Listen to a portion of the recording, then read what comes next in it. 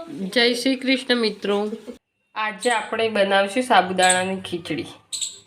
2 વાટકી સાબુદાણા લીધા છે, તેને 2-3 વખત ધોઈ દઈશું। સાબુદાણાને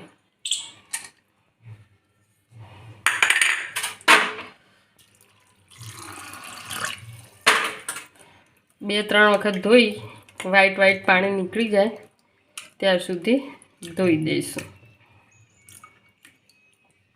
હવે આમાંથી વાઈટ પાણી નીકળી ગયું છે। હવે જેટલા સાબુદાણા લીધા હતા એટલું જ આપણે પાણી લઈશું, 2 વાટકી।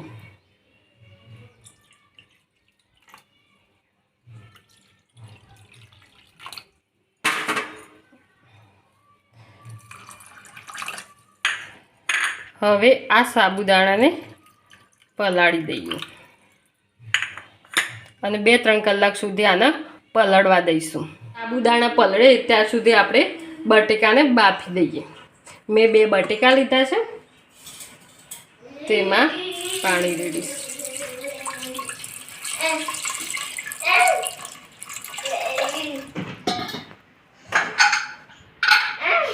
હવે આમાં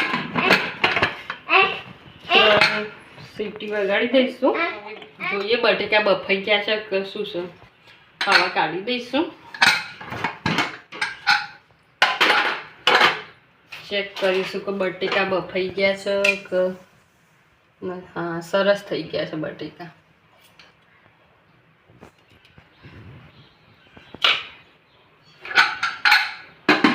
हवे आने छोली दईशुं।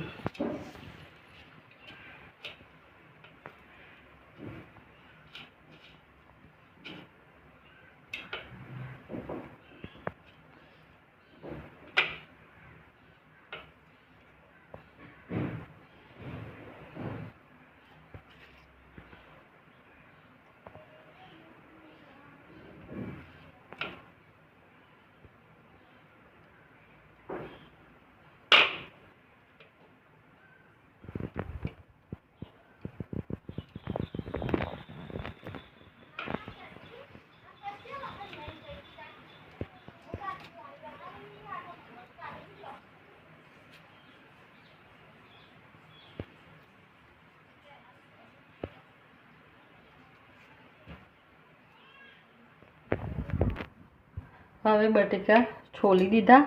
હવે આપણે આને નાના નાના સમારી દઈશું।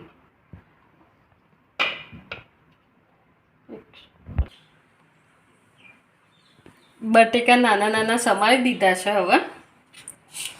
હવે આપણે સાબુદાણાની ખીચડી બનાવવા માટે શું શું જોઈએ તો હળદર, મીઠું, મરચું, જીરું અને દળેલી ખાંડ અને સિંગદાણા, મરચાં અને કોથમીર એટલી વસ્તુ આપણે જોઈએ સાબુદાણાની ખીચડી બનાવવા માટે।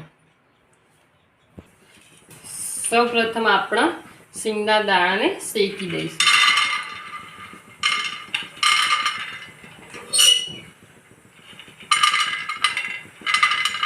અડધા શેકીશું અને વઘાર માટે રાખીશું થોડા।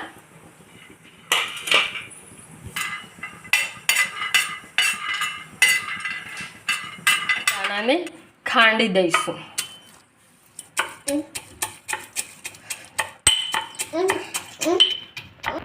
હવે સિંગના દાણા ખંડાઈ ગયા છે। હવે આને એક ડીશમાં કાઢી દઈશું।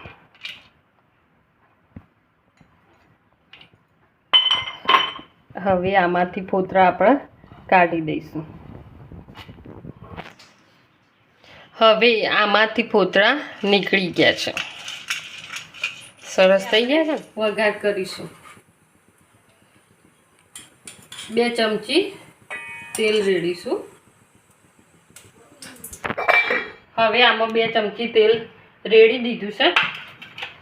વઘાર માટે જીરું નાખીશું સૌપ્રથમ થોડું, પછી મીઠું લીંબુ નાખીશું, સિંગના દાણા નાખીશું અને મરચાં।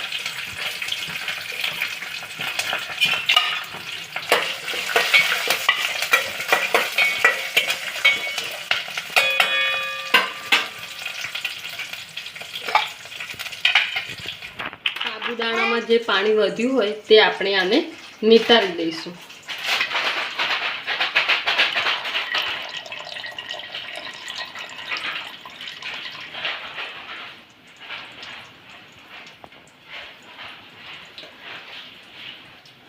હવે પાણી નીતરી ગયું છે. હવે આપણે આમાં નાખી દઈશું.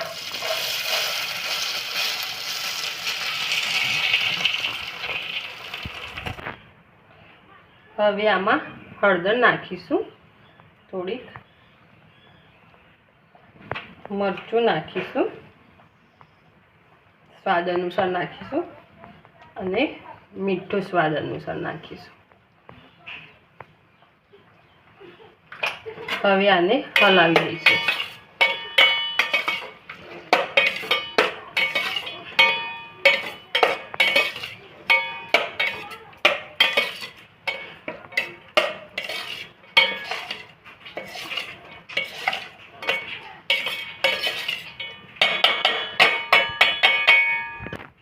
થોડી વાર માટે આને ઢાંકીને રાખીશું.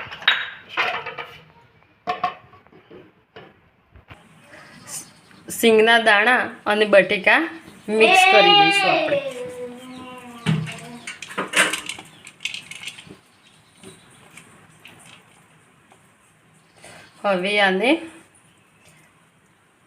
હવે આને જોઈએ કેવું થઈ ગયું છે.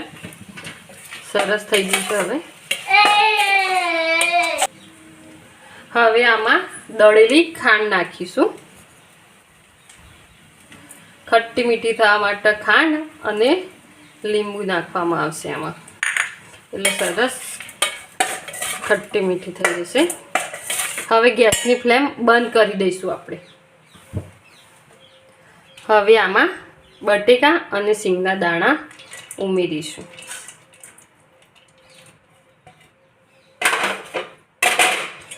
અને સરસ હલાવી દઈશું આમાં. મસ્ત સરસ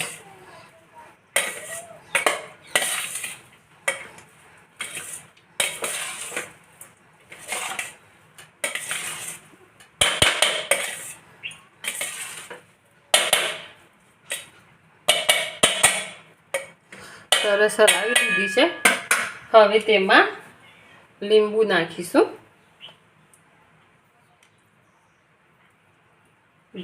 આમાં ધ્યાન રાખવાનું કે જ્યારે બટેકા, સિંગના દાણા અને ખાંડ નાખીએ ત્યારે ગેસ બંધ કરી દેવાનું,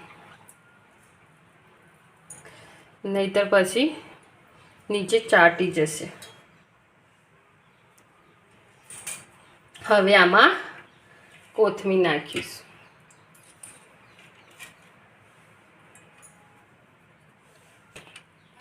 હવે આમાં ચેવડો નાખીશ હું.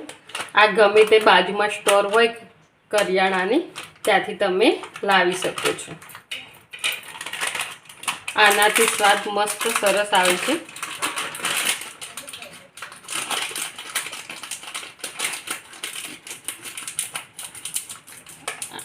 આ નાખવાથી સ્વાદ કોઈ અલગ જ આવે છે. નાનું નાનું કરીને ચેવડાને અને અંદર મૂકી દેવાનું. ધ્યાન રાખવાનું કે ખાતી વખત જ નાખવાનું, નહીતર પછી આ હવાઈ જશે.